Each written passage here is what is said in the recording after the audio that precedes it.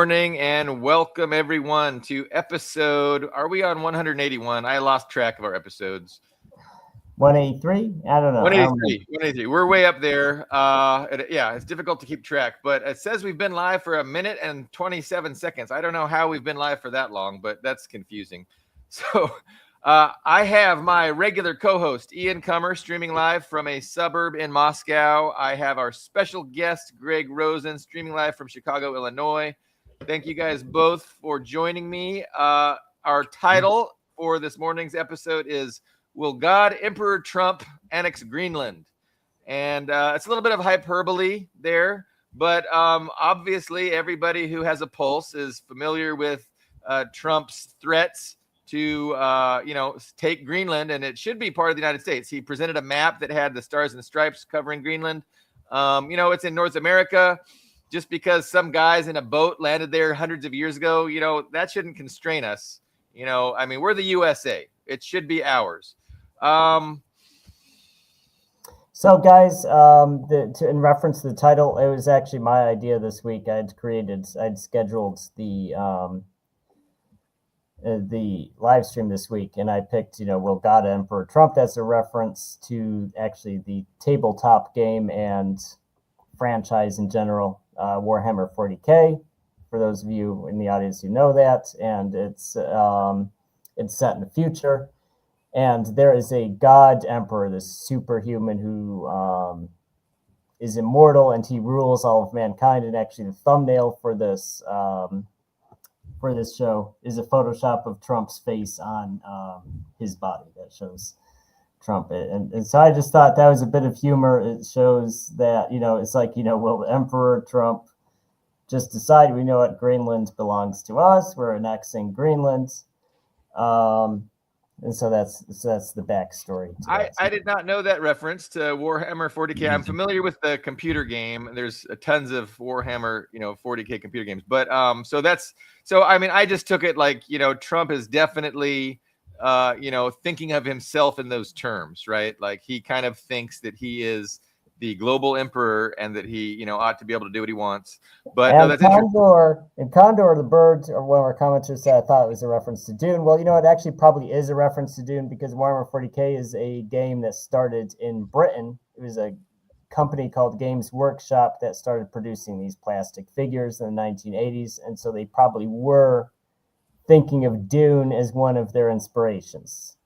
So yes, Paul Atreides is probably one of the people they were thinking of when they created that. I think that we're expecting, is it part 3 of Dune coming out soon? I'm not, it's pretty soon. Anyway. Yeah, we had part 2 already, which I was disappointed in, honestly. Yeah. There was a mini series. I forget which network it was on, but there was this mini series that I watched. I think it was like in the early 2000s that it came out. It was really good.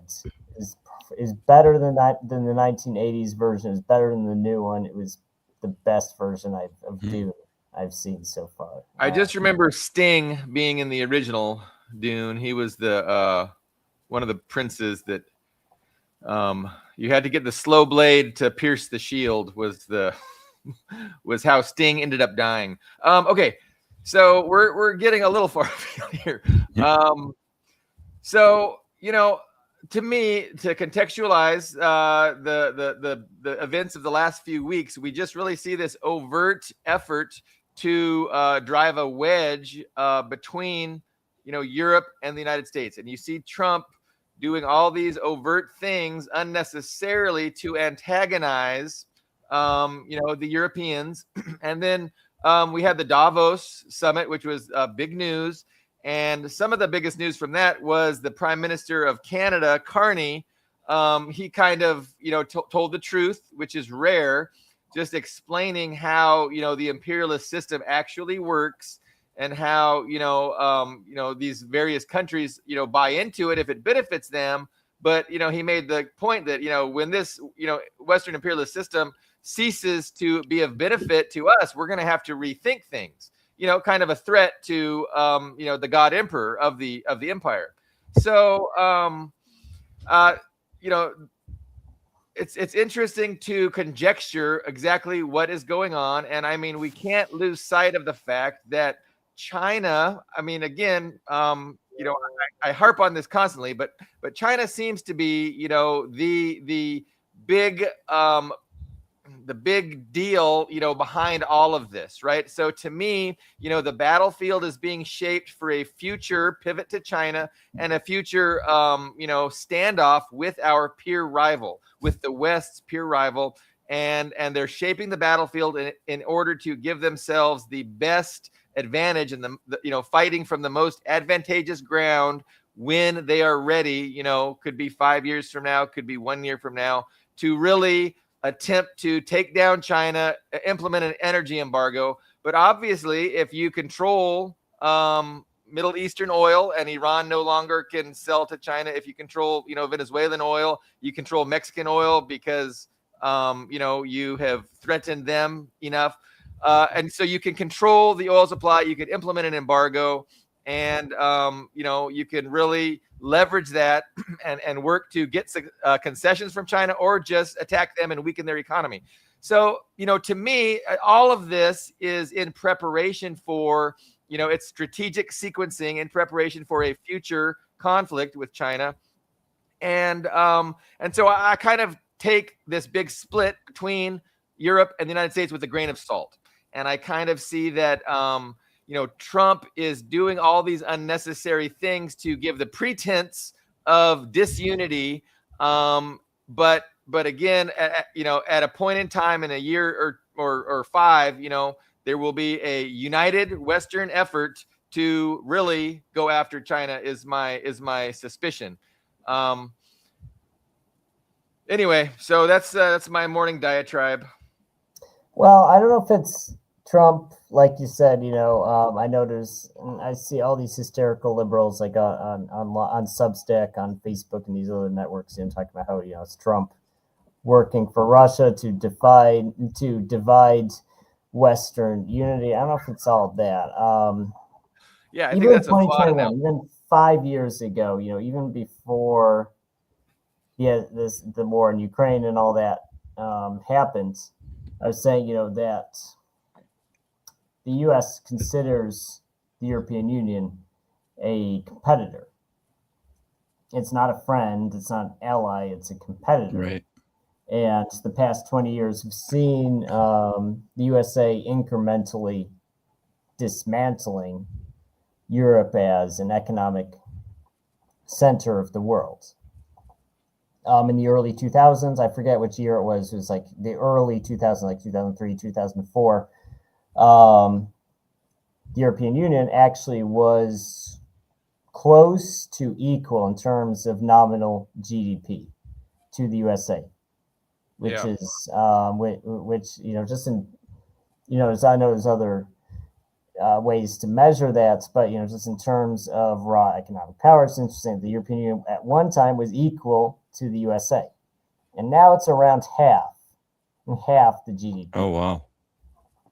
Which is remarkable. And so they've been very successful in attacking economically. Even if you look at like Emmanuel Macron's personal track records, there was at this point in 2014 when the USA was actually attacking France's energy grids. They wanted General Electric to make this large buyout of French energy, and they did to essentially blackmail France into accepting it. They actually arrested one of the French businessmen who was in there under the. I guess he wasn't a government employee. He was in the corporate sector, but he was tied to their energy sector. He came to the USA. They just arrested him on accusations of something like corporate, money laundering or something like that. And it was very clearly just an attempt to bully France into accepting it. And it was really interesting. The French Minister of Energy resigned, and his replacement was Macron, who accepted the deal for General Electric to buy out a large portion of France's energy. So I'm sure there's many other examples of just incrementally Yeah. taking, bite-sized chunks out of Europe's economy and self-sufficiency. But the big blows were decoupling them from Russia, the cheap energy, because Russia was selling almost at a loss these energy. And it was for them, because when people scream about, Putin is weaponizing energy, it's hysterical, but at the same time, it's a correct statement to say Russia was using energy as a diplomatic tool. It's like, hey, if we break even, we give all this energy to Europe, but we're not really profiting from it, but we're basically breaking even on it. Mm-hmm. It improves our diplomatic standing with these Western countries that we want to trade with and have a good relationship with. So by severing that and then blowing up Nord Stream 2, that just shows that, the Russian idea of having that relationship and this pan-European of Russia and Western Europe and Central Europe all being one economic entity. Because if Russia and the European Union and Great Britain were not adversaries, if they were just one economic bloc, they'd be stronger than USA, they'd be stronger than China, they'd be stronger than everybody else. They'd probably be stronger than China and the USA combined. Because if you look at, because Europe, the European Union is like something like 700 million people. They have a huge amount of farmland. They're very, I don't want to say they're industrialized, but they're very, there's a lot of urban developments there. And you have Russia, which has 150 million people, which is not, it is the most populous country in Europe. And they have all this energy. They have all this infrastructure. If you put the two of them together, there'd be no way to attack them. What could you do? Think about what could the USA do to Europe if they just had unlimited Russian energy? They had, if Russia and the EU were just partners and they're just one bloc. Yeah, and that's always been NATO's declared intention and purpose, right? Is to keep Russia out, Germany down, United States in, and so. But it's interesting what you were saying, because it's absolutely correct that Russia was interested in having a good economic relationship and being it's like the world that was promised to them before the Soviet Union was dismantled was, hey, we'll just live in this liberal utopia. We'll have peace and prosperity, and we will no longer be enemies. We'll integrate. We'll do economics. We'll trade, and it'll be great. We'll respect your sovereignty. Liberalism. That was the lie that was sold to Gorbachev and Yeltsin, and of course, it never happened because it was a lie, and the United States was just hell bent on destroying Russia, balkanizing Russia. And we have seen those efforts, ever since the, dismantling of the Soviet Union, gobbling up 13 former Soviet satellite republics, marching in, overthrowing the government of Ukraine, putting in this ultra-nationalist, virulently anti-Russian government, and then unleashing them on ethnic Russians in Ukraine. So, we know the history. What was the point of my retelling that history? At my age, you were just responding to me saying that, it was keeping Germany down and Russia. Well, Russia and China are interested in good relationships. They're not pursuing global hegemony. They want to exist in a country that respects sovereign rights and that, has peace through mutual prosperity. That's what they're interested in. And it is the West that is driving conflict, the West that can't stop trying to destroy these countries. That's the dynamic that's going on here. So, it remains to be seen how serious this split is between, the European Union and the United States. Of course, the European Union has suffered, they're like the junior partner, in the mafia. And when the mafia Don tells them to do this, they have to do that or they're going to suffer the consequences. But at some point, Western Europe, ultimately, is their allegiance ever going to be to Russia or to China? Or is their allegiance always going to be to their fellow mafiosos in the United States? And the United States, of course, is counting on the fact that these countries aren't going to ever side with China. When the United States finally turns its attention to China, they know they can count on their fellow junior partners in the global mafia to support them. And so this is all kind of just, again, I see it as setting the stage and shaping the battlefield for this future. And so part of shaping the battlefield, of course, is Ukraine, weaponizing Ukraine, putting all kinds of, did I say Ukraine? I meant Greenland. Sorry. Greenland, which is the topic of our program, is, weaponizing Greenland, putting all kinds of military there. And because if the location, the geographic location of Ukraine is strategic. Greg, we have been talking over you and not letting you get a word in edgewise, and you are our special guest. And I know you have thoughts on what we've been discussing. Also, other things that you might want to bring up. But anything you'd like to let us get you. We will let you have a word in edgewise. Yeah, just first thought is, I think after Davos, the split is officially healed, right? I mean, the way it's, as I understand, working out is Denmark is completely sidelined and Trump is negotiating with NATO over its head. Yeah, I mean, I don't think anyone seriously was under the impression that, they were going to invoke Article 5 and, have the rules-based order come against the USA, because, the USA is 80% of NATO's conventional combat power, and aside from France, which has its own native, which I actually think, correct me if I'm wrong, is the only other NATO country that has their own native nuclear program. Even Britain does have some nukes, but they're hand-me-downs from the USA. What were they going to do? Well, they stopped the pretense of conflict. I mean, up until Trump got there, they were talking economic measures, potential military measures. Well, even before, obviously, yeah, there's nothing they can do realistically, but the whole kind of architecture of conflict disappeared. Well, Trump threatened sanctions, and those 15 German soldiers, I guess, got back. They boarded a plane and came to Greenland, and then Trump tweeted on Truth Social, "I'm going to sanction anybody who is against me in the Greenland dispute," and then they got back on a plane and went back to Germany.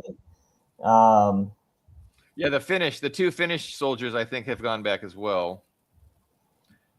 Well, it's like Putin, if you remember what Putin said before, I think it was even before Trump took office, is after he won the election. It's just like, someone had prompted him to ask, "What do you think of, Trump?" And he just said, everybody's, the Europeans are just going to be like a dog at the master's feet, gently wagging his tail. And that's what happens. They made all these threats. That's the thing with the Europeans. I mean, they're so noisy. They make these big, grandiose statements, but then at the end of the day, they just capitulate and do what the USA tells them. It's right. Pitiful, actually. Well, Trump appeased him a little bit and said he's not going to take the whole thing by force or buy it. Yeah, I mean, do we know if there's a deal in place? Are they still negotiating? They're still negotiating. Yeah, they're sending, the real estate crew plus Vance, right? Well, they are negotiating real estate, so that makes sense. I did see that Dust said it was good to see Greg, and then he definitely omitted me and Ian. So I do notice that, Dust. I'm just kidding. I'm sure he's glad to see all of us. Okay. National liberation here is far more pressing than a conflict among the imperialists.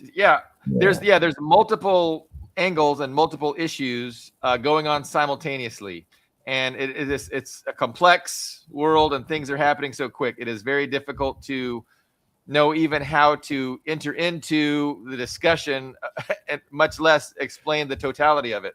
Well, just briefly, I mean, there's inter-imperialist conflict, as Ian was saying. You know, Europe and the U.S. are competitors, and the U.S. has been kicking butt. But you know, Dusta's right. These are indigenous people on Greenland who were close to independent from Denmark and having sovereignty, which, you know, this threatens completely. Well, how many are indigenous and how many are just, you know, there's less than 1 million, right? Like, how many in Greenland? Is it less than 1 million people?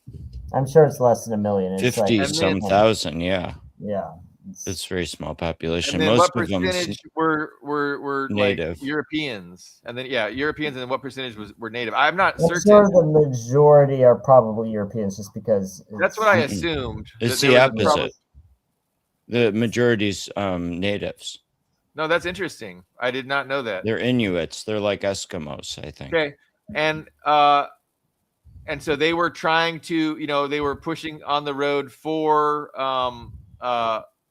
you know, having sovereignty and not being part of Denmark. I don't know if a place like Greenland can ever really be sovereign, because, you know, you need to be a part of a larger economic. Thank you, Ian, for sharing the colonial mentality with everyone. Oh my gosh! Right. Well, they have. I know it's not liberal. Right very now, anti-liberal. I know. Like Russia should actually be, 50 different indigenous countries. The Balkans should be, 12 different countries. Even the USA should be, 50 or 60 different smaller. I know it's very trendy to say every large economic grouping should be balkanized into something smaller. China should be 50 different countries. It's very popular to say. I think I could actually define the last 80 years of political history, that because over time people naturally, small groups naturally consolidate into big groups, right? Because France, Germany, especially Germany, Italy, Russia, were not Russians or Italians or Germans or French. 600, 700 years ago, they were multiple different statelets, and before that they were tribes. And now no one remembers what those tribes were. They just consolidated into larger identities. But now, one defining characteristic of liberalism, of wokeness, is saying, oh, look at, East Turkmenistan, look at these, or Kurdistan, look at these little, national identities that are supposed to be sovereign. And that means breaking up those countries that they're a part of. Every ethnic group should have their own state. Every sub-ethnic group should have their own state. And it's a tool to delegitimize the state in adversarial. Yeah, no, that can definitely be weaponized. What are your thoughts, Greg, on that aspect? I don't know how that applies to Greenland per se, because it's, kind of unified as a region of Denmark that has self-rule. Well, it has self-rule, but if we said it's like, hey, Greenland, I mean, it's one of those things. I think that's why Trump did it, because it's a quantifiable threat that he could actually carry out if they didn't do what he wanted. Because if you could just say, hey, you can have the same deal, the same whatever deal Denmark is giving you, we can give you, and we'll pay you. Does it hurt Greenland in any way? No, it doesn't. Denmark, because they'll lose any chance of independence. Well, Greenland is never. I'm sorry, but Greenland's never going to be independent. I think they're independent now compared to what they would be if the U.S. were to take over fully. I don't know. Billy Bob, what do you think? Well, I if there is an independence movement, I would support, the independence movement. And if, 80% of Greenlanders are, indigenous and they were pushing for independence, I support them. I mean, I lived in Puerto Rico for like 3 years, and I know that most people on the island are happy with the status quo. You know, there's a small minority of people pushing for independence and not being part of the United States, but the United States has a way of, you know, brainwashing people, taking away their revolutionary spirit, and, you know, placating them with just enough, access to opportunity and material goods that, you know, they are not interested in, you know, having to, you know, have their own deal with their own sovereignty. So I don't know what it's like on Greenland. I would support, you know, Puerto Rican independence. I would support Greenland independence, Hawaiian independence. Like, I would support that. But again, you know, it's the people pushing for it are just such a minority at this point in time that it's. And again, I don't know the Greenland situation. If you know 80% are indigenous, and if 90% of them are pushing for independence, they should have independence. They should, you know, secede from Denmark, and they should, you know, the U.S. should keep their hands off. But ideally, China colonizes Greenland, and that would be the best. Okay, that's hyperbole. But no, it was funny because I saw somebody, you know, asking us China cucks, you know, how we feel that, you know, Trump stole Greenland from Xi. And I'm like, I don't think China was even involved in doing much on Greenland, except maybe guys, I just Googled it. That's, like you said, is more. Greg was right. It's more. There's a lot more than I thought. He's right. 90% of Greenland's population is indigenous. No, that's impressive. I mean, it kind of makes sense. Well, the caveat is that their total population is around 57,000. Yeah. So it's not. It's like Jamestown, you know. It's not a place that's ever going to be, you know, realistically. You have to look at it realistically. There's every place that's going to be completely independent. I mean, if you want to, I mean, people want to be able to order stuff on Amazon, right? I mean, it's like, I want to be able to order IKEA furniture. And to do that, you need to be part of a larger economic union. It's just.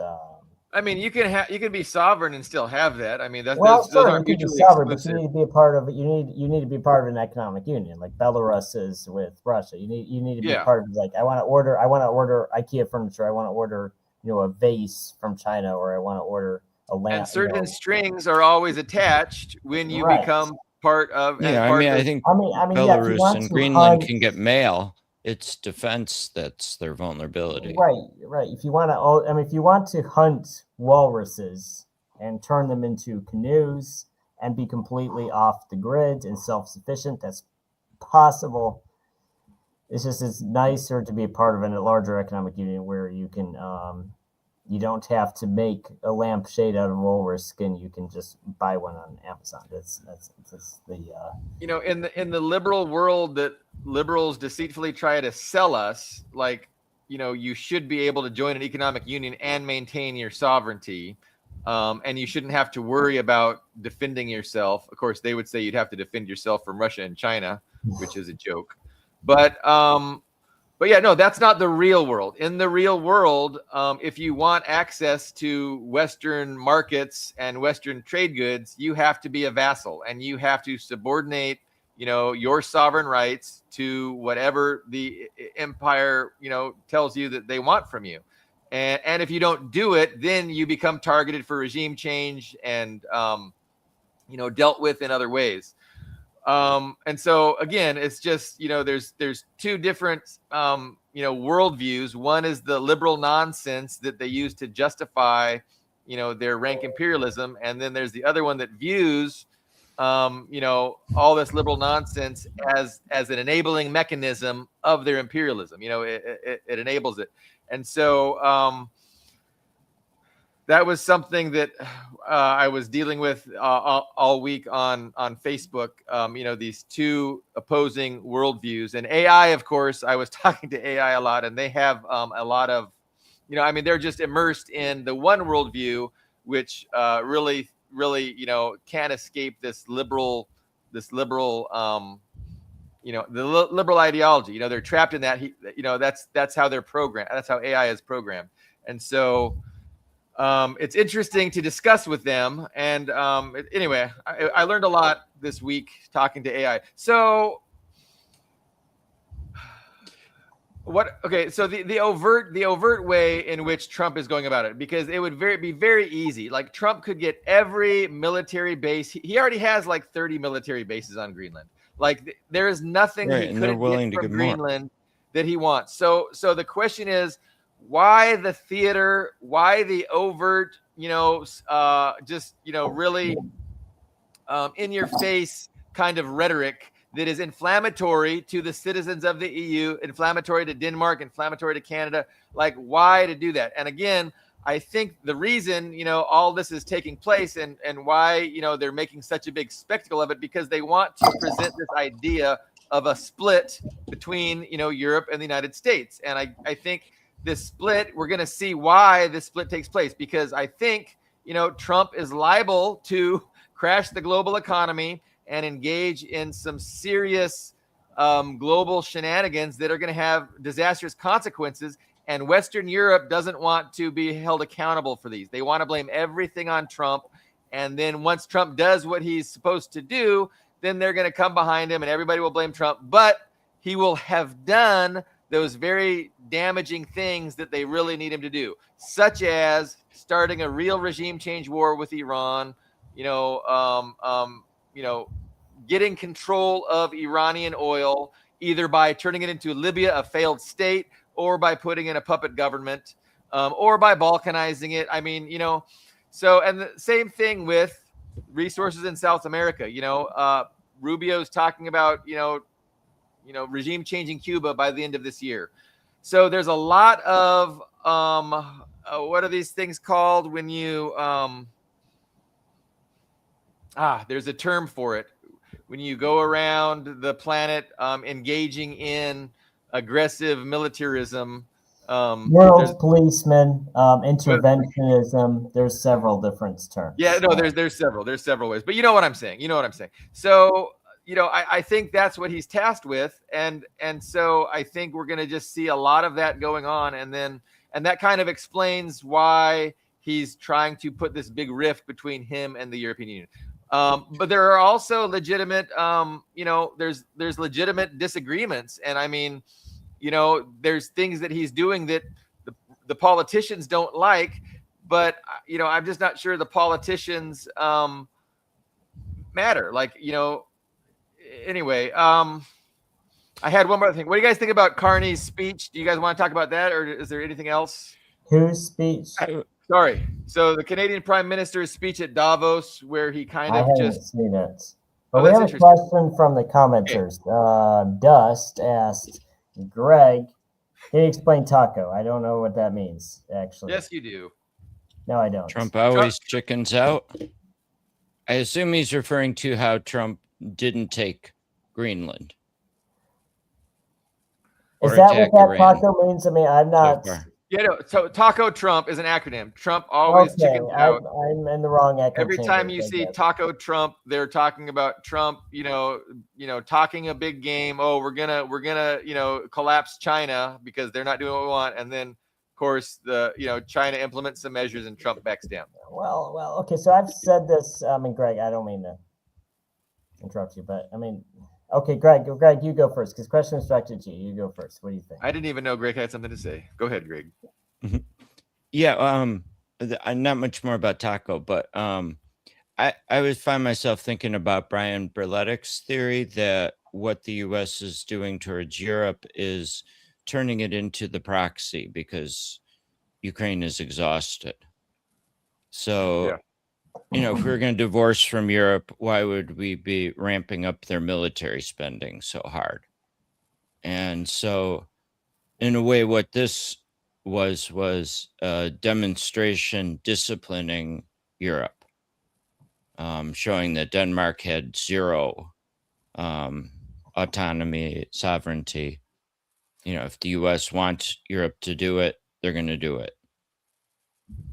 Yeah. So, no, that's a great point. And I mean, so Trump from the very beginning was always complaining about Europe getting a free ride, right? Europe has this welfare state. Their citizens have free health care and great benefits, retirement, and everything because the U.S. defends them, was what he was saying. U.S. is there defending them, and it's bullshit. Europe needs to pay their fair share, was Trump's constant refrain. And so, that is a very good point, which I agree with. So the point is to justify coming up with a narrative that justifies Europe trashing its welfare system, trading it in for military Keynesianism, right? And then being able to weaponize that threat against Russia and against China in this future conflict, assuming, Russia doesn't, throw China under the bus, which is Trump's biggest wet dream. So, no, that's definitely, what you can see take place. But again, I'm just saying that it's kind of, I don't really buy that Europe is opposed to it, right? Because I think the owners of Europe understand that this is the strategy. And I think, it's hard to say that they're not on board with it, right? But they need to be able to tell their people, to tell them a convincing narrative for why this needs to happen. And that's where that's where you can just blame everything on Trump. Well, Trump's, he's a jerk, and he's going to unleash Russia on us. And so we have to defend ourselves. Like, we're all alone now, no more United States. And so to me, this is the theater, and this is the creating of the narratives that are justifying these policies of, ending the welfare state and developing a militarism to be used, if necessary, as another proxy against Russia. Absolutely. Well, I wanted to check that. I don't want, because I have several of these liberal mouthpieces in my, social media feed, and I think a lot of it is their emotion. So when you're very emotionally invested, someone's like your ex-wife. It's just like, my ex-wife is fat and ugly and smells bad. Just everything she does is bad, and I find some way to twist it around so it sounds bad. I think it's the same way with liberals and Trump. So I don't think it's good for national diplomacy, but I can look at what Trump does with his tariff wars, and I can understand the tactic. It's a logical tactic.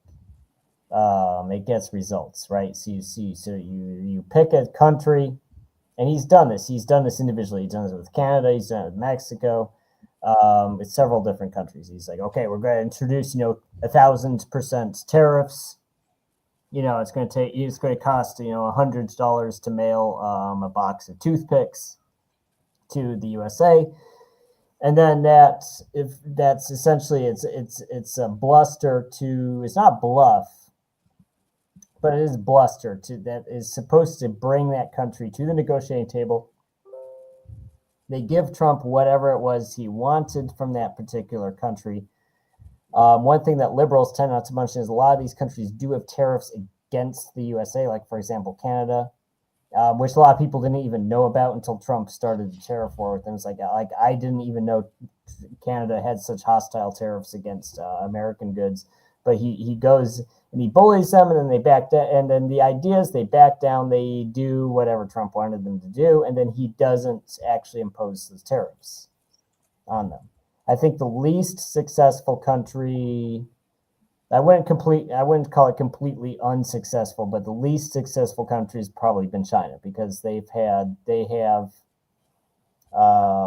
the most weight, right? So other countries like Canada and Mexico are so dependent on the USA as trade partners, they just can't, like Mexico, because the reality of being Mexico or being Canada is that your largest trade partner is always going to be the USA. You can't change that. You just kind of have to go with the flow with what the USA wants. You don't have a choice. So China had more of a choice. I wouldn't call his bullying tactics with China completely unsuccessful, but they were less successful than with Mexico and Canada, and I guess now Denmark. So thank you, Greg. I had no idea what taco stood for until you said it, but I think it's a cope. I do think it's a cope by people who just have Trump derangement syndrome and just don't like Trump, and that's my take on it. What do you think, Greg? What do you think of what I just? No, it's a real pattern. I mean, it's exploited by haters too, but it's a real phenomenon, I think. Like, would you characterize what just happened with Denmark as Trump chickening out? What do you think? Compared to what was promised, yeah.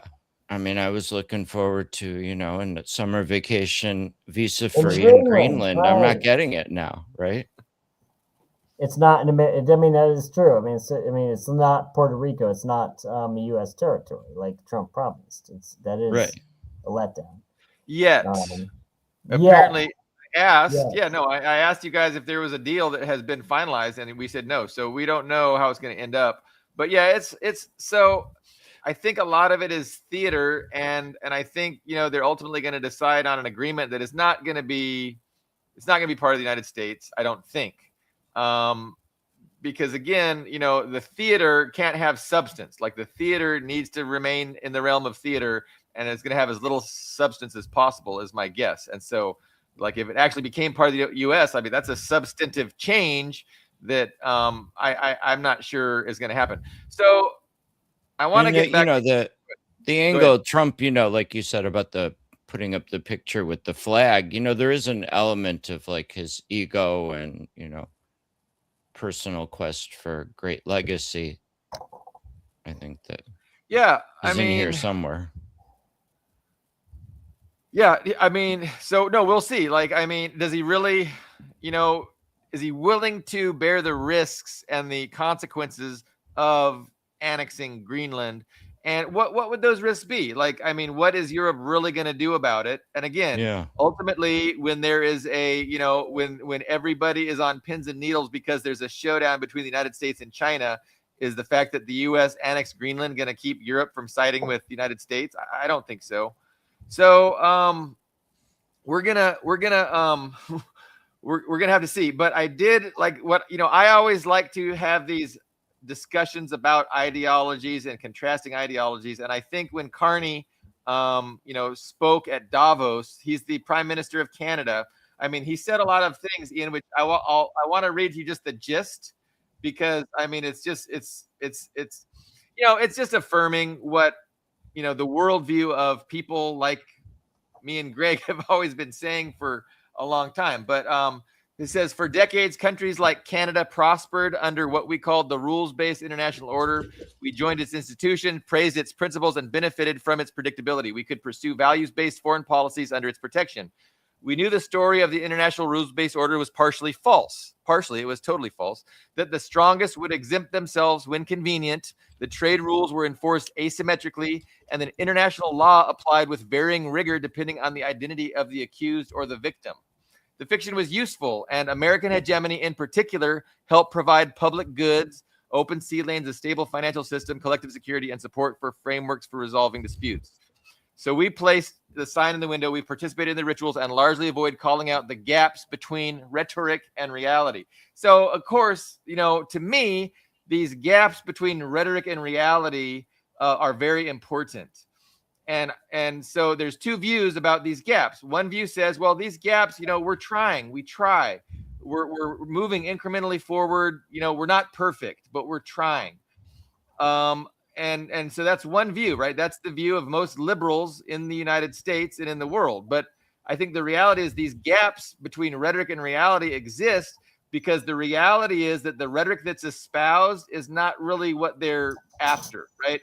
What they're after is what they have, which is, control and power and, ownership over the resources, the markets, and the governments on the planet.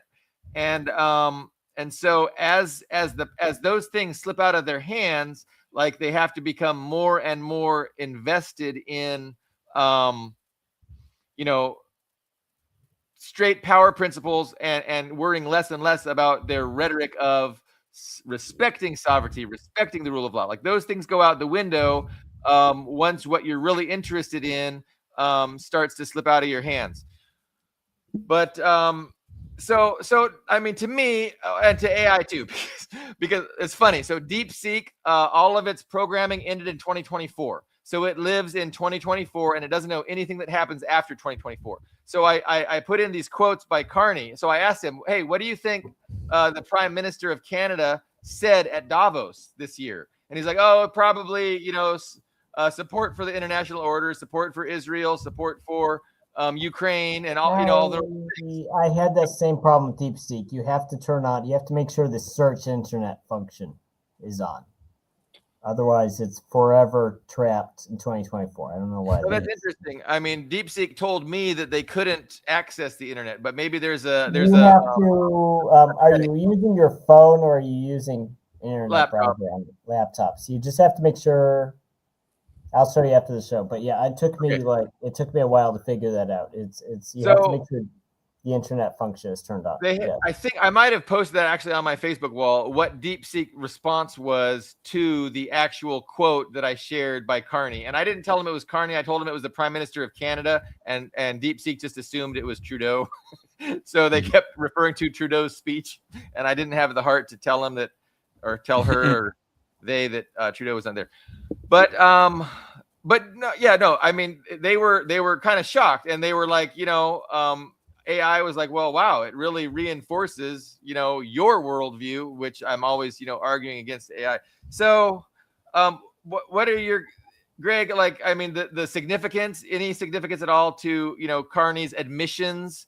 Is it going to make a difference? I mean, is it going to help, the cause of justice, freedom, and reality? Or, I mean, it could be why Trump decided to smash Denmark, that kind of, rumblings from. Did you hear what?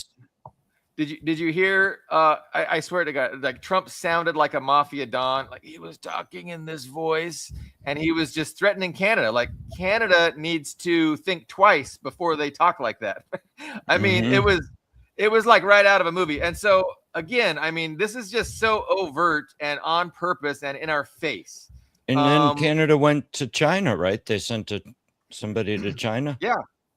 Yeah, and they're like, and so you see this playing out, and the question is, what part of it is real, what part of it is theater, and to what ends? Like, what is really going on? And so again, I just can't help but take it all with a huge grain of salt.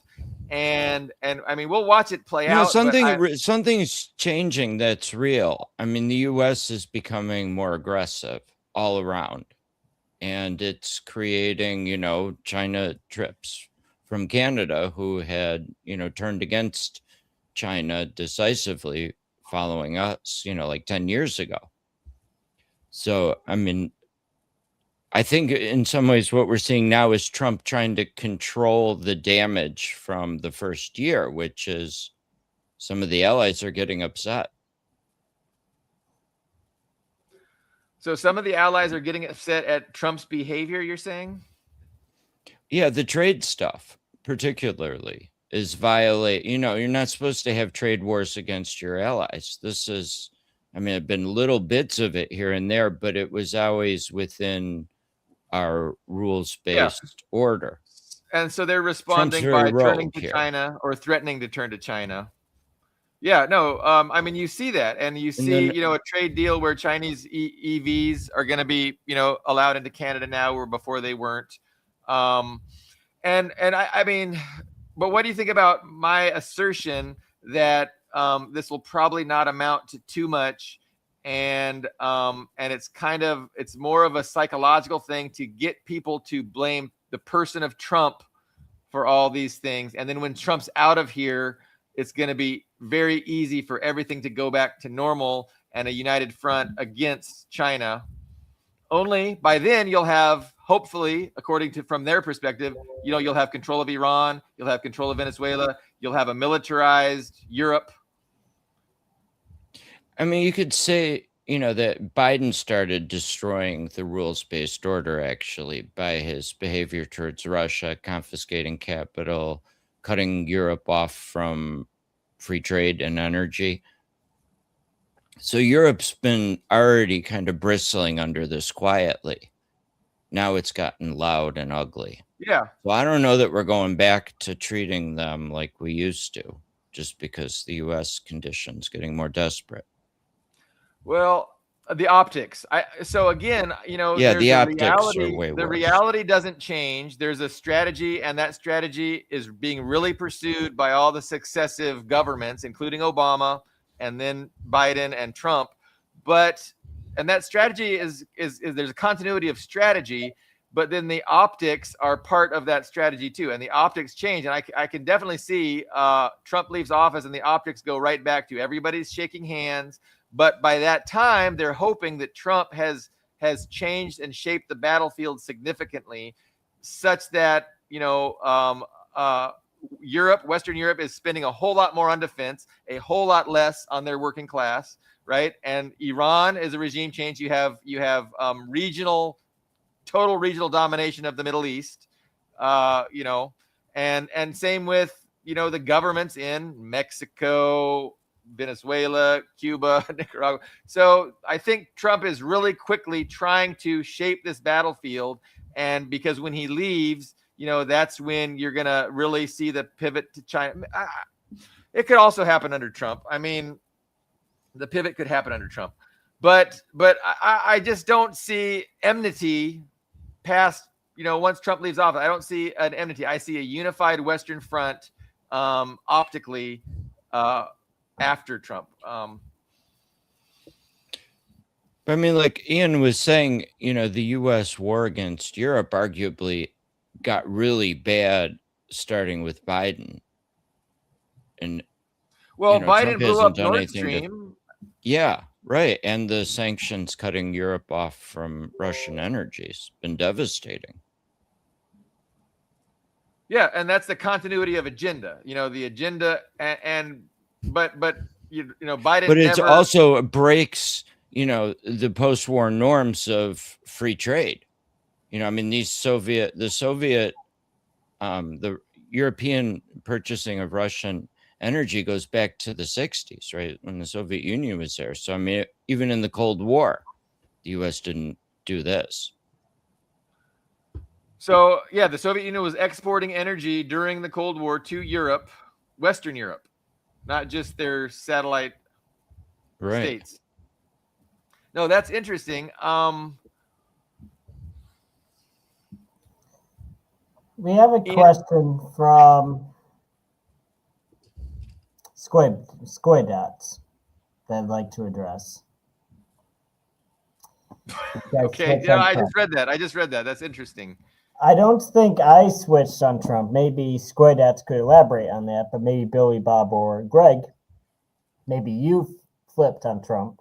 Well, yeah, no, Greg used to be full-on pro-Trump. He would attend MAGA rallies. He was active January 6th. He had his hat, right? He bought a hat. He used to wear that hat on the show. Right. Yeah. Just a couple weeks ago. I think Skoidat is misunderstanding, our position, and definitely my position and Greg's position. Well, yeah, I don't know if he's accusing Greg of switching positions, but I don't think I've switched positions. No, look, I am, reality is complicated. I champion truth, definitely. What the Democrats tried to do to Trump during Russiagate was preposterous, and I was calling the Russiagate hoax out from the very beginning. And it was definitely, they weren't ready for Trump. It wasn't Trump's turn. And I think had Trump gone in, there might not have been a war in Ukraine. Like the strategy might have been different. The strategy for global domination might have been entirely different. And definitely, I think if Trump wouldn't have won the first time, I think Hillary would have pushed for the Ukraine war a lot earlier. And then Trump won, and that delayed the Ukraine war, which started under Biden. And then, so I think, I think they were trying to sequence this strategy. And I think, any defense of Trump, was it not a defense of him? Like, I would never vote for Trump. I don't, support Republicans or Trump's policy. Like, you got to understand, it's hard for liberals to get it. They think if you, champion truth and Trump has to be saying something that's true, then you support Trump. And it's just, it's a little bit more complicated and nuanced than that. Daryl Cowley has interesting statement here about Carney. Sister-in-law Tanya Rother went to school, and Leslie was roomies with the Maxwell sisters. So he's bringing in, I guess, Ghislaine and Epstein and that kind of stuff. Yeah, no, he's definitely a banker, and Goldman Sachs, and of course, these people, that they're all in the network. Like there's the global elites, and they're all part of the same clique. And so, one would be surprised if you get a bus driver to be the prime minister of Canada. No, they're going to be the bankers, they're going to be the lawyers, they're going to be the connected, wealthy elites that have gone to the private schools and run in those circles. I mean, that's just how reality works. Except in socialist countries where you can actually get a bus driver, to be your prime minister. I'm not accusing anything. Right. I was just wanted clarity because I thought I heard very different things coming out from at least Billy Bob. He's clearing things up right now. Appreciate it. Okay. Well, we've always invited you on. I know you have to work typically when we broadcast. Well, Squiddat's always on this show. We can even make a special show for him for his work. We can pick Squiddat. You can pick a day that you don't have work and you are free, and you can talk to us. We would love to have you on. You can message me or Billy Bob. We can make an arrangement for you. For sure. Squiddat also asks, do you all think Trump is a fascist yet? I'll go first. I think he's a fascist, although the U.S. is not a fully fascist state yet at this point. Some kind of proto-fascism, I would say. What I mean, is there a succinct definition? It's so like this is the thing when we start throwing around labels, because I'm liable to agree, but then with certain label of fascism, like I would disagree. So what's your succinct definition? If you're prepared to give me one, and then I can agree or disagree if Trump is a fascist or not. Well, for the U.S., I think it's not, which is one discussion. I mean, Trump seems to have a lot of those tendencies himself, personally. So, I mean, fascist is just kind of unrestrained by the rule of law,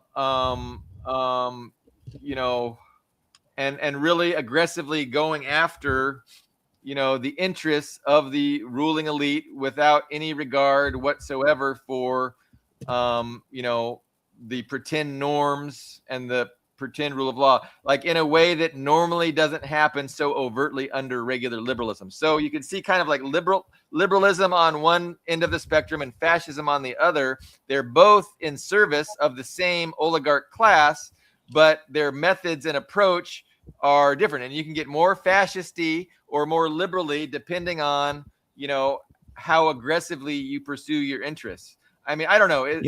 There's a liberal definition, which, is more or less about a nasty right-wing type of dictatorship, right? That is racist and demonizes enemies of the state. And then, the Marxist definition adds that it's a particular thing capitalist countries do under crisis as a last resort, kind of. So.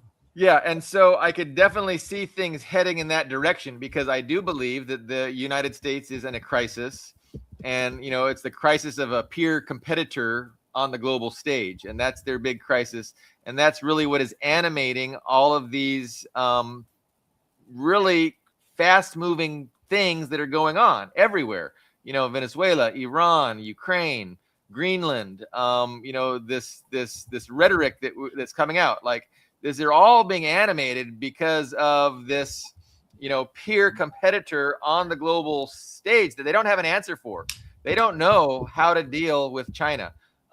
They have a vague plan, and they're trying to work towards, pulling the trigger on that plan of embargo and, cutting China off from exports and imports, maritime imports and exports, with their ring, around the Philippines and all the missile forces. Anyway. So I think that's the big picture on the planet that we're dealing with right now. And people need to keep that big picture in mind because Again, that's the context within which all these other things are taking place. And I think what's going on with Iran, what's going on with Venezuela, that's kind of shaping the global battlefield in preparation for a showdown, with China. And then the question is, who's going to be on China's side, and how that plays out. And I think Trump is actively continuing consistently to try and be nice to Russia in the hopes that in a showdown with China, Russia will either stand down or at least not side with China overtly. And I think this is the impetus behind him, being mean to Zelensky, trashing Ukraine. This is what's going on in Trump's mind. And so, you guys agree with that or disagree? Disagree? I tend to think China's further and further down the road. Well, I mean, that doesn't. I think that's agreeing with what I'm saying. I think China. Yeah, it's not disagreeing. I just think it's this is less understandable through a China lens. A lot of this to me. I mean, China's out there, but it's not immediately assembling for the war. I don't think. Okay, well, how about this? Like, I mean, there's been decades and decades and decades where we've managed Iran and where Iran has been allowed to exist under sanctions. And all of a sudden, it seems like, well, and maybe you disagree with this, but it just seems like, the United States is preparing for a real regime change effort with Iran that is liable to cut energy exports from the Middle East and really be devastating to the global economy. And previously, this has always been a deterrent, right? The United States has not wanted to do that, and they've been deterred by this threat. But now it seems like I'm kind of convinced that it's pretty soon that's no longer a deterrent, and the United States is going to do this. And the question is why? And my answer is because China. That's why. That's what's changed. Like China. Do you disagree with that? Yeah, I'm inclined to think we don't want the Strait of Hormuz closed because it would hurt us and our allies a lot too. And Brian Berletic says the shift in terms of Iran is because Syria's gone now. That's what makes attacking them possible. But we would try to prevent it from getting to that point. And Trump's inclination would be for a short war, not one where Iran would escalate to that. Because that's, their nuclear weapon. No, for sure. But again, I mean, can you imagine another conflict in Iran that does not try to assassinate the Ayatollah or decapitate the regime? And if they try and assassinate the Ayatollah and decapitate the regime, can you imagine Iran not blocking the Strait of Hormuz? You do? Okay. Yeah. No, yeah, I mean, last right. time they did. We did, right? Israel was explicitly trying to decapitate them. I mean, maybe if it's us, it'll be different doing it. They didn't go after the Ayatollah. Yeah, they did. And did they try to kill him, you think? Maybe. Yeah, Trump even threatened him. But Israel explicitly said they were trying to hit him. Okay. Yeah, no, I mean, Iran's if that's pretty true, conservative. They're not big risk takers. No, for sure. But if they feel that their country is under a real threat, like it's their deterrent. And so, yeah, no, it is a nuclear option and it's a last resort. But again, it just seems that the 12-day war, why would the United States want to repeat the 12-day war? What? So my thinking is that the United States is prepared and willing to enter into a conflict that will regime change Iran. That's the only purpose they would do it. And it seems like there's a buildup right now. And Fridays are always a good day for military operations, right? Like I've talked about this. And so I predicted on a Friday we would do whatever we were going to do against Venezuela. Of course, I was a few Fridays in front of it. I never actually predicted, but it did happen on a Friday because that gives them the weekend to do what they need to do, stabilize the stock market. And so it could be this Friday. It could be 4 Fridays from now, but probably on a Friday, we're going to see an effort by the United States to regime change.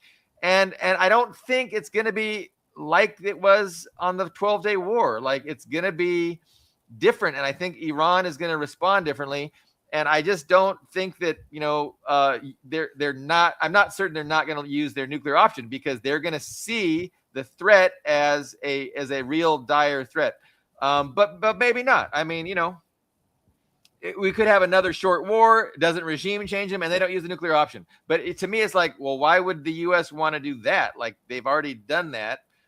They want to do the coup de grace. They want the government out of there, and they probably want to balkanize it, right? They want to flood it. They want to have a safe haven for the Kurds who are not doing so well in Syria. They want to create Baluchistan in Iran, and many different ethnic regions is what they're after creating. And so, is Iran going to let that happen without using their deterrent, without, engaging in the deterrence which they have always, threatened? But we'll see. I mean, the U.S. and Israel have supposedly very depleted air defenses. So I think if the U.S. does a war, it'll be because it thinks it can do it quickly again, for whatever reason. What are the objectives, though? To regime change, right? Yeah. And it's got to involve an insurgency in the country. It's got maybe involve certain, militaries invading Iran and trying to hold territory. I mean, it could be half-assed, like Venezuela too. I mean, opportunistic, persuaded by Israel or some other. Yeah, no, I mean, it could be, but you just wonder, like, they just did that. Why would they do the same thing again for, what's the purpose? But it could be a war of attrition. We could see 10 of these. We could see 10 12-day wars, over the next 4 years or 3 years or 2 years, just to continue the pressure. I mean, what is Iran going to do? No, that's a possibility. I think if there was going to be American action, because Trump, those possible kinetic solutions, as they like to call them, that Trump was briefed on, I think they would have happened within the first 3 days of those riots. So I think he was briefed on them, but they saw that the necessary internal chaos necessary for those solutions to work weren't materializing, so they decided against it. I think that should be very clear by now. If they were going to do it, they would have done it by now. So I don't think. Supposedly, though, there was no aircraft carrier there, which should be arriving, I think, today. Yeah, no, and the strato tankers, the refueling aircraft, like all of those things have just been shipped over there very recently. And yeah, I think the aircraft carrier arrived today from wherever it was. Well, so, the comments that the riots were certainly premeditated. I don't think they came by surprise. So no, I think they were spontaneous. I don't think the U.S. could schedule the protests. I think we scheduled the stress that Iran was under and knew they would come sooner or later. But no, that's interesting. I would side with Ian that, like, these were not spontaneous, and they were, somebody pressed a button to start them. Is my thinking. Well, there might have been some organic unhappiness because there is high inflation, there is high food prices. There might have been some organic protests that people a bank failed, and there was some stuff recently that the snapback sanctions hit in September. But they have the means. I think without the carrier group, they had the means to start something, and they chose not to. That's interesting, though. I think there was a reason because Trump was very enthusiastic about the idea of striking Iran, then he suddenly wasn't. So we have to wonder why that was. Right. And I remember Miss Lindsay. The Starlink is supposedly the surprise that threw him. The Starlink shut down. They didn't know. And who knows? Maybe those riots would have been more successful had they not been able to shut down Starlink. But yeah, I remember Lindsey Graham was so distraught. He was so sad. But he's After like, we being gotta go manic, big. not sleeping for days. It's diabolical. So I've been having an interesting dialogue with Daryl on my page. Just we're disagreeing over the nature of the ruling establishment, and I think Daryl speaks for a lot of people, not the majority for sure, but there's a lot of people who kind of think that the dynamic, there's an ethnic dynamic to imperialism and and specifically the United States policies towards Israel. And it's an interesting discussion, and I hate to kind of engage it without having Daryl here to defend himself. But so no, he's making the point that we're decades of intervention in the Middle East and Africa on behalf of foreign nation. We deport people critical of Israel policy. We pass laws, like anti-Semitism laws. And so I understand the point Daryl's making, but I disagree with his conclusion, right? So I see all those things too, and it's definitely true. Like all of those things exist, but our difference is that those things don't exist against the will of the non-Jewish majority who comprise the oligarch class, the ownership class. And so those things all happen with the tacit approval of the entirety of the oligarchy. And so it's not like you have a rogue element that is able to dominate the majority and overrule what they want with impunity and force all these policies that are opposed by the ruling class majority. I don't see that. But no, Daryl, I would, if you want to discuss this, like, I'm more than happy to have a friendly discussion on this topic, because I know a lot of people, and I don't think it's appropriate to to attack people personally if they have been convinced that this is the thing, because I know a lot of liberals do that, right? They'll just call you an anti-Semite, racist, and they'll say you do not need to be platformed, you need to be shut up. But I think that rational people can have a rational discussion, and and it's only going to be productive as you and I are intelligent. And if you and I approach it in an unintelligent way, it won't be productive. If we approach it an intelligent way, it'll be productive. But anyway, we definitely disagree on the conclusions. And I mean, we see the same things, but we conclude different things about them. So it could be an interesting discussion. If you're up for it, let me know. Greg, what are your thoughts? Any on that issue or other issues? I think the framing is backwards. We're the empire, Israel's a colony dependent on the U.S. Totally. And the reason Marxists don't like anti-Semitic conspiracy theories is they basically scapegoat Jews for capitalism. Yeah. No, exactly. What was the first thing you said? Because I was going to respond to that. First thing I said was he has the relationship backwards. Yeah. No, and so that's the U.S. isn't doing on behalf of Israel, but the opposite. Yeah, and Israel is beneficial to the entirety of the ruling class. They're not just beneficial to the Jewish oligarchs. They're not just beneficial to tribalistic people who think tribalistically. Like they are beneficial to the entirety of the ruling class, including the non-Jewish majority, and that's why they have bipartisan support. That's why there's no oligarchs out there, denouncing Israel and railing against Israel.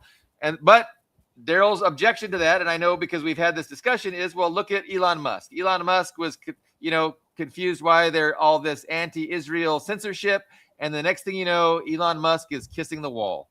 And so, I understand that, but I still don't think Elon Musk's kissing the wall necessarily means that, you have a Jewish minority that is running roughshod over a non-Jewish majority and doing things against their will.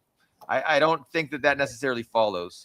With But yeah, with Elon Musk, it was really interesting because I don't remember what tweet it was, but I remember he was on X. It was after October 7th, and he'd shared some slightly anti-Semitic joke. And I remember there was this deluge of like Netanyahu and all these Israeli people are saying you're anti-Semitic, and Elon Musk actually flew to Israel, and they made him do the whole, like you said, made him kiss the wall, made him look at the shoes. They love the shoes. They made him look at the shoes. And then after that, it was like Elon Musk was almost a different person after that, because he was never like, I never remember Elon, correct me if I'm wrong, I never remember Elon Musk being like pro-Israel, like I love Israel, Israel's important. But after that, he was. It was very So so there's two conclusions we can draw from your narrative. And then conclusion one is that the Jewish minority is just so powerful they can threaten people into submission and compliance. Or, Elon Musk did something against his own best interest, and people explained to him, no, look, here's the thing. Your best interest is to do this. And it's I guess this might be a nuanced thing, but again, Israel definitely serves a beneficial function for Western imperialism, including, the non-Jewish majority stakeholders in that system. And so it just doesn't make any sense at all for Elon Musk to start a war with a very powerful faction within the oligarchy. And so, he probably realized he was stupid for doing that. And, he made amends. And so to me, it doesn't prove or demonstrate that, everything is being driven by Jewishness. Like, it's capitalism. It's the oligarchy. It's the Western capitalist class that are, controlling and driving events as they pursue their class interests. So like Greg was saying, to look at it in ethnic terms or racial terms really does scapegoat the entirety of the class, and they love that. The non-Jewish majority must love it when the workers aren't smart enough to figure out who to blame for the fuckery, and they want to just blame, and then guess who gets blamed? It's not the oligarch Jews, it's the Jews on the street who then get attacked with anti-Semitism, or they get their synagogues shut up. So it's reality is complex, it's nuanced, and it takes discussions, and it takes parsing, and it takes thoughtfulness. And so I really appreciate you guys entertaining me and joining me for these discussions. I know it's really tough. Like, man, I pull my hair out trying to entice people I disagree with to have a dialogue. And man, it's just amazing how averse people are to dialogue and to disagreeing with having a disagreement. And I don't know, there's probably many reasons, and many different reasons, and different people have different reasons for not being interested in discussion. But I think it's important, and I think especially considering the complexity of reality, I mean, we really just need to spend our time and think and talk about it. What else do you guys think we need to hit on? I feel like we haven't done a program for a while, and so I'm definitely not trying to end our program today. Yeah, good point, Dust. Absolutely true. Absolutely true.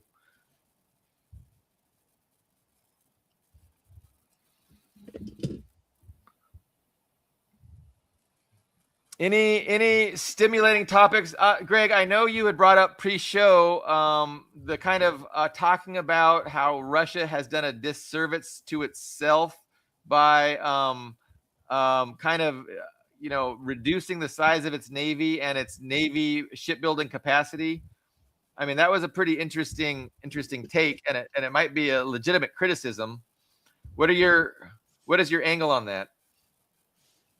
Ian may know more about how it happened, but from what I researched, Russia kept up most of their ground forces, air force, nuclear deterrent, submarine fleet, but kind of they had over 1,000 ship navy at the end of the Soviet Union, and seemingly let most of their blue water surface ships just go. So I think it's hard for them if they wanted or needed to start escorting shipping to deal with all the seizing and sabotaging and attacking of their tankers, as So, well as support allies Ian, like, did you want to jump in Venezuela and before I Cuba. diatribe, because he's triggered a lot of So I think the issue, so you're referring to that one, I mean, there were, I think, 2 tankers, but the main one that temporarily took on the Russian flag on the hopes that that would dissuade the USA from seizing it. Is that am I correct in what, that's what you're referring to? Yes? Okay. Yeah, that's what, got So, me I mean, curious. I read Russian media, and the Substack article that I linked in the description to this live stream is my Russian media report that I do 2 or 3 times a week that gives an English version of what Russian language media is talking about. Not even like RT English, like I look at actual Russian language social media and news, because it's different. What people say amongst themselves is different than what they present to external audiences. So in this, there was a lot of unhappiness among Russian people, because this ship, it did have Russian citizens. It had the crew apparently was several Russians, several Ukrainians. I think the owner of the ship was a Jewish guy from Odessa, is what Russians were saying. So it wasn't. So it was just a bunch of different people, and they had asked. They knew they were in trouble. It was an empty ship. It was leaving Venezuela to refuel somewhere, and it was asking. Yeah. So that was. Go ahead. So the idea was they asked for the protection of the Russian flag. And so Russians were disappointed that this Russian flagship was seized by the Americans. But my argument for that is, well, that says more about America than it does about Russia, because, I mean, what were they supposed to do? Were they supposed to attack the Russian ships, or excuse me, the American ships? Were they supposed to shoot at the American ships, declare war on the USA because they seized this tanker that was owned by a guy in Odessa with several Russians and Ukrainian and maybe some African, some this multinational crew? Were they supposed to declare war over that? Well, probably not. I did write an article about several weeks ago saying that I don't think this means every civilian ship is going to be escorted, but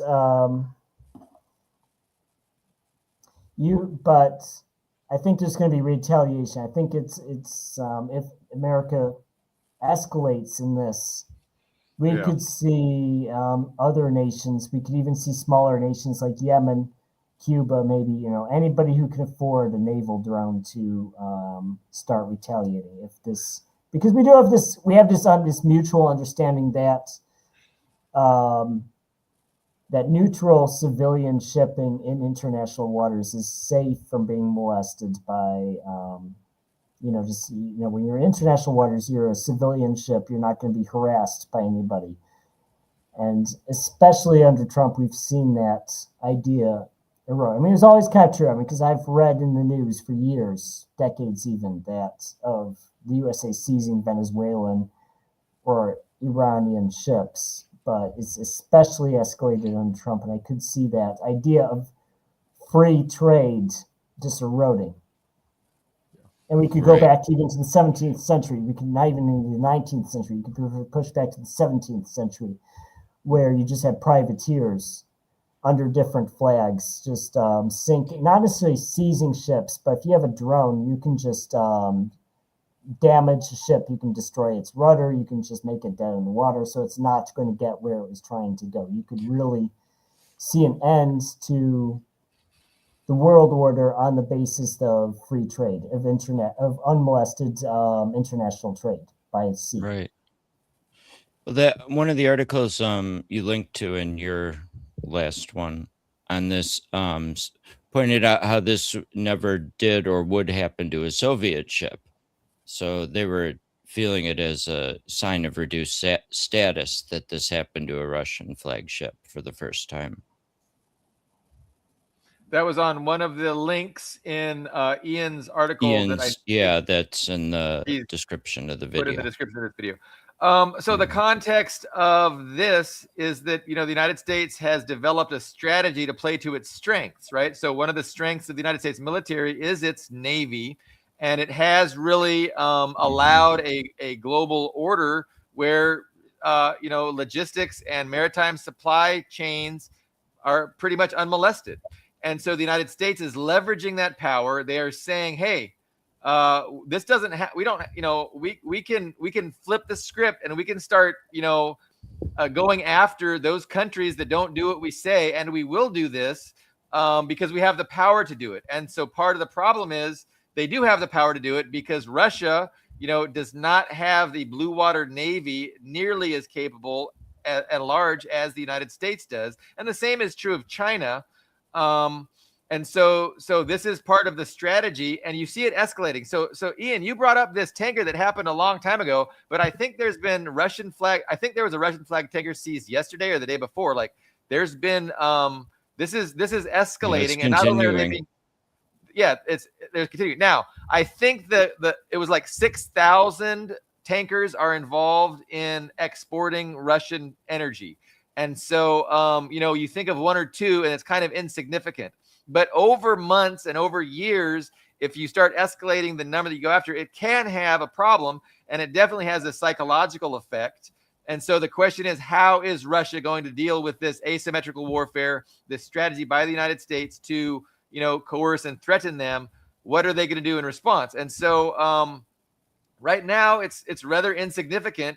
But you can see that going forward, Russia needs to figure out how they're going to respond. And, I'm glad, it's a very difficult thing to respond to. And so I'm not sure what their plan is. But you mentioned drones, defensive drones, and that's definitely an option.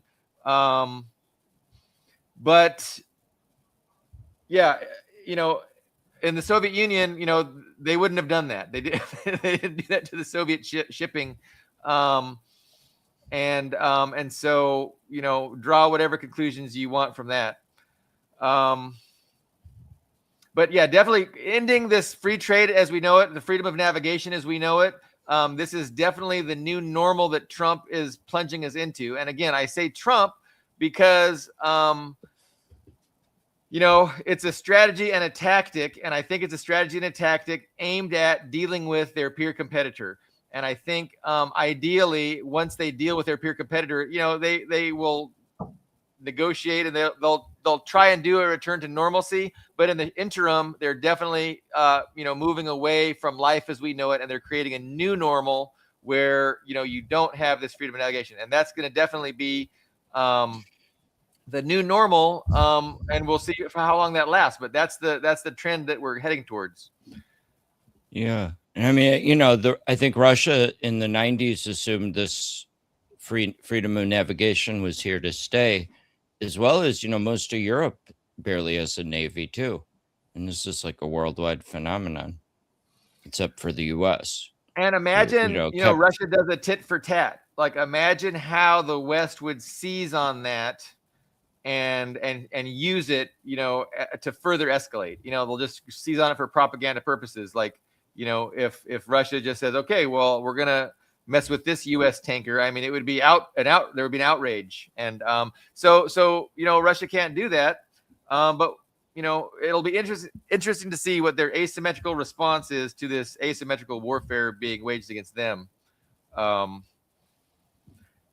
know they'll come up with something. Okay, hour and 30 minutes in. Ian, any other issues you can think of? How's No, SPAD? I think we hit everything we meant to cover in this channel, in this show. Except for your pets. My pets. Well, my pets are sleeping right now. They're good. I will say, if you go, I would like people to subscribe to that Substack, and also, if you go through that Substack or my blog, readingjunkie.com, you will see my Amazon links. If you buy crap on Amazon through one of my web That's right. banners, I get a cut of it, and that's good because it helps pay for. So when you make your Amazon purchases, go through Ian's link, and Bezos will not get 100% of the profits. He will share his profits with Ian. We all shop on Amazon. I've bought a few things through those links, but yeah, no, it's hard to remember. So thank you for the reminder. And then I think Tuesday we have the Indomitable. Is that a good word? Indomitable. Max Perry. Max Perry recently ran a large article on 9/11 and the history of 9/11.